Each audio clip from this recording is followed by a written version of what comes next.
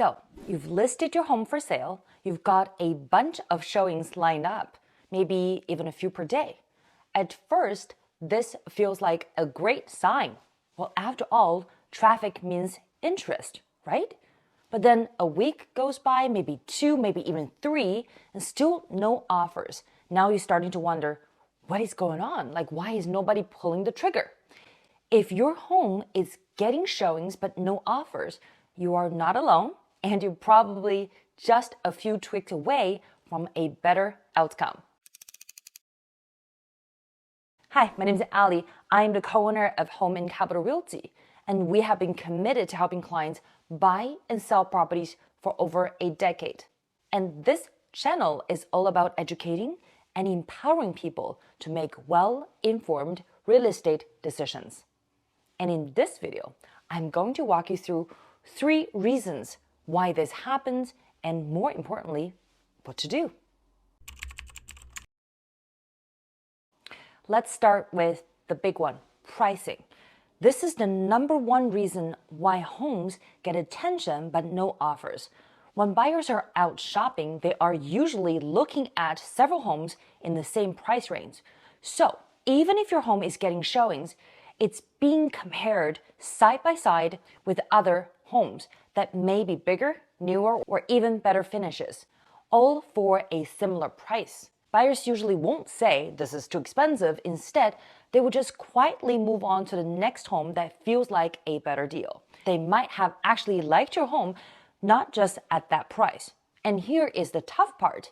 Most of the time, they won't even bother submitting a low-ball offer, especially if the market is balanced or slow. They will just wait, assuming the price will eventually drop. So, if you're seeing good foot traffic but still no offer after a couple of weeks, it's probably time to take a hard look at your asking price. And even a small price adjustment can make a big difference. It shows buyers that you are serious about selling. It can be just the nudge they need to make that move. First impressions happen really fast, like within the first 30 seconds of walking through the front door. Sometimes a home shows beautifully in photos, but feels completely different in person. Maybe there is a strong smell, the lighting is dim, or the space just feels very cluttered. Even small things like dirty light switch or dusty floors can turn buyers off. I know it sounds really silly. People should not decide on a home based on minor details that can easily be fixable. But the truth is, these little things work on a subconscious level. Buyers start feeling uneasy without even knowing why. And by the time they figure it out, they already decided that it's not the right home for them. It's almost like kind of like a first date. The pictures look great, the chat was fine, but then when you finally meet in person, something just does not click.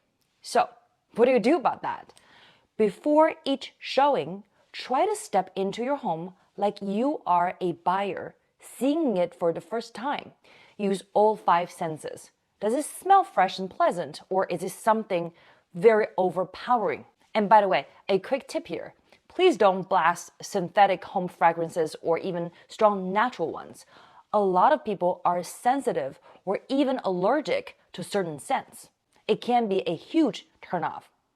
Open all curtains, pull up blinds, and turn on all the lights. And seriously, this is not the time to save on electricity. Leave some soft and relaxing music playing in the background.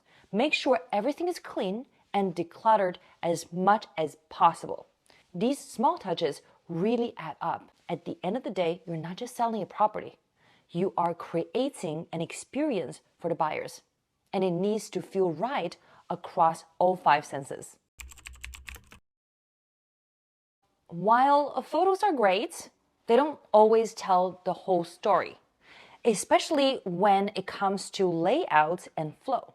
A home might look perfect on paper, 3 bedrooms, 2 bathrooms, lots of space, but the minute the buyers walk through, something just feels off. Maybe it's the bedrooms are too small, or they're sitting way too close to the main living space.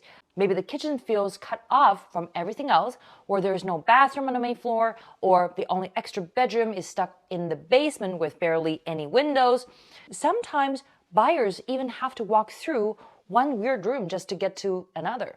It might not sound like a big deal, but the truth is, once a buyer spot a layout issue, it's usually very hard to unsee it. Even if something else is beautiful, the finishes, the location, the upgrades, if the home does not flow the way people live today, it's going to leave them feeling unsure. And fixing a bad layout is not something most buyers are ready to take on. It's not like painting a wall or updating a light fixture. It's a full renovation, and that really scares people off. Now, there are ways to soften the impact. You can work with a really good stager who knows how to set up furniture and decor in a way that highlights the good part and downplays the awkwardness. But honestly, I wouldn't even call it fixing the layout. It's more about counteracting it. But even with great staging, if the floor plan is a big enough issue, you might need to adjust the price. You have to get the number low enough that the buyer feel like they're getting such a good deal, they're willing to live with the weird layout.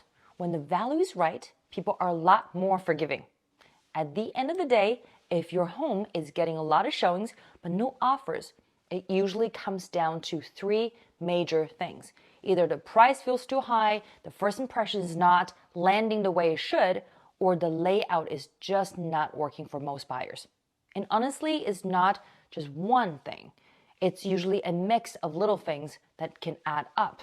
The good news is these are things you could fix or adjust, whether it's tweaking the price, putting extra effort into how the home feels when the buyer walks in, or staging it to flow better. Small changes can make a huge difference. And selling a home is not just about putting it on the market, it's about making buyers fall in love the second they walk through the door. Well, thanks for watching, guys. And if you found this helpful, please don't forget to like and subscribe. And stick around for more real estate tips to help you sell smarter and faster. We'll see you in the next video.